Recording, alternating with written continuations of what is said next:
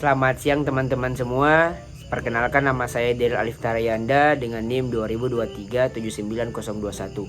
Pada video sekali ini saya akan membahas mengenai koefisien konsolidasi, di mana terdapat dua metode yang saya gunakan dalam penentuan koefisien konsolidasi. Yang pertama ada metode Casagrande dan juga metode Taylor. Untuk pendahuluan sendiri, konsolidasi adalah proses pemampatan tanah jenuh akibat pelepasan air dari pori-porinya ketika mengalami beban eksternal yang menyebabkan penurunan atau settlement secara bertahap, di mana proses ini terjadi karena adanya disipasi tekanan air pori berlebih yang mengarah pada peningkatan tegangan efektif tanah. Konsolidasi terutama terjadi pada tanah lempung dan tanah berbutir halus karena permeabilitasnya rendah, sehingga air membutuhkan waktu lama untuk keluar. Nah, konsep ini pertama kali dikembangkan oleh Carl Terzaghi, yang dimana dalam teori konsolidasi satu dimensi yang digunakan untuk menghitung laju dan besarnya penurunan tanah akibat beban.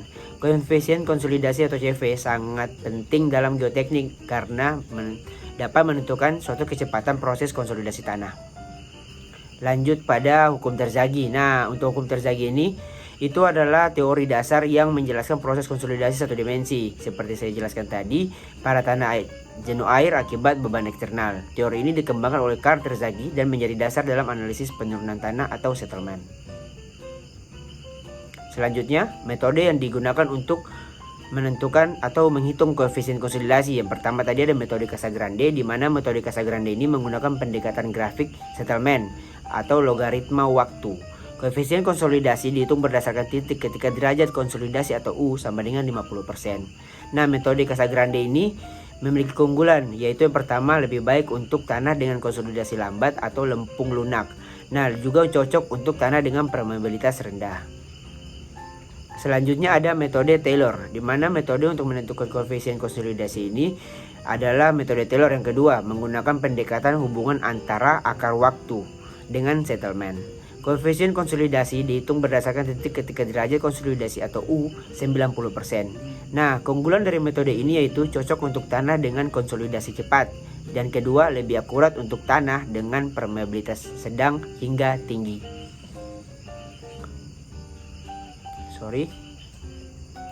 Selanjutnya adalah prosedur yang digunakan pada metode Casagrande, di mana dapat kita lihat pada grafik. Adapun grafik yang terpampang pada layar PPT. Nah, metode kecocokan log waktu, log time fitting method atau biasa disebut dengan metode Casagrande ini terdapat prosedur yang digunakan, yaitu untuk menentukan koefisien konsolidasi CV. Nah, ini tuh diusulkan oleh Casagrande sendiri dan juga Vadum pada tahun 1940. Cara ini sering disebut metode kecocokan log waktu Casagrande log time fitting method. Adapun prosedurnya adalah sebagai berikut. Yang pertama, kita gambarkan dulu grafik penurunan terhadap blok waktu seperti yang ditunjukkan dalam gambar 7.19. Nah, sebagai berikut gambarnya dapat kita lihat pada halaman PPT. Nah, untuk satu beban yang diterapkan. Nah, kita lihat kedudukan titik awal kurva ditentukan dengan pengertian bahwa kurva awal mendekati parabola. Tentukan dua titik, yaitu pada saat T1 atau titik P dan saat 4T1 titik U, selisih ordinat jarak vertikal. Keduanya diukur, misalnya X kedudukan R sama dengan RO di gambar. Dapat kita lihat pada gambar. Nah, digambar dengan mengukur jarak X ke arah vertikal di atas titik P. Nah, untuk pengontrolan ulangi dengan pasangan titik yang lain. Yang ketiga, titik U sama dengan 100% atau R100 diperoleh dari titik potong dua bagian linear kurvanya, yaitu titik potong bagian garis lurus kurva, konsolidasi primer dan juga sekunder. Yang keempat, kita punya titik U ini 50% ditentukan dengan cara R50 tadi sama dengan R0 ditambah R100 dibagi 2. Dari sini diperoleh waktu T50. Nilai T sehubungan dengan U, yaitu sama dengan 50%, adalah 0,197. Nah, sehingga koefisien konsolidasi CV dinyatakan dalam persamaan sebagai berikut. Nah, dapat kita lihat persamaannya yaitu CV sama dengan 0,197 H per T50. Nah, pada uji konsolidasi dengan drainasi atas dan bawah atau double, nilai H diambil setengah dari tebal rata-rata benda uji pada beban tertentu. Nah, dapat kita lihat H1 sama dengan setengah H dengan H sama dengan tebal contoh tanah. Untuk drainasinya hanya ke arah atas atau satu arah saja, maka HT sama dengan H.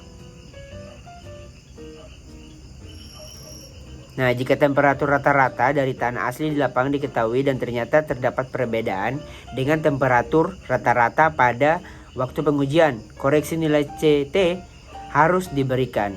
Nah, terdapat beberapa hal di mana cara logaritma waktu Casagrande tidak dapat dipakai. Nah, jika konsolidasi sekunder begitu besar saat beban bekerja, waktu di mana tekan air pori 0, yaitu pada waktu fase konsolidasi primer selesai, mungkin tidak dapat terlihat dengan jelas dari patahnya grafik logaritma waktu.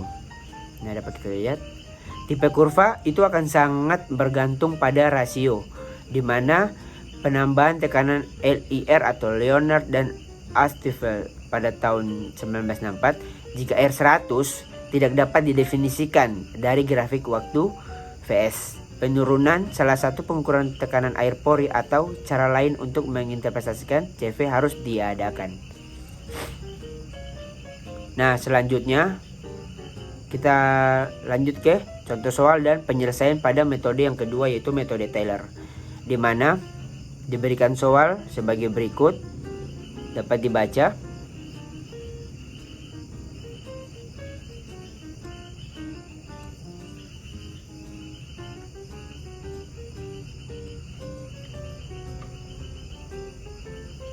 Pada uji konsolidasi pada tanah lempung normally consolidate, untuk kenaikan beban yang menimbulkan tekanan dari 100 kN per segi menjadi 200 kN per segi, dihasilkan waktu untuk mencapai 50% konsolidasi adalah T50, itu sama dengan 15 menit. Pada tahap ini, tinggi benda uji rata-rata yaitu 1903 cm. Pada tekanan P1 itu sama dengan 100 kN per segi, diperoleh E1 sama dengan 1,0. Nah, dapat kita lihat pada jawabannya. Mari kita jelaskan.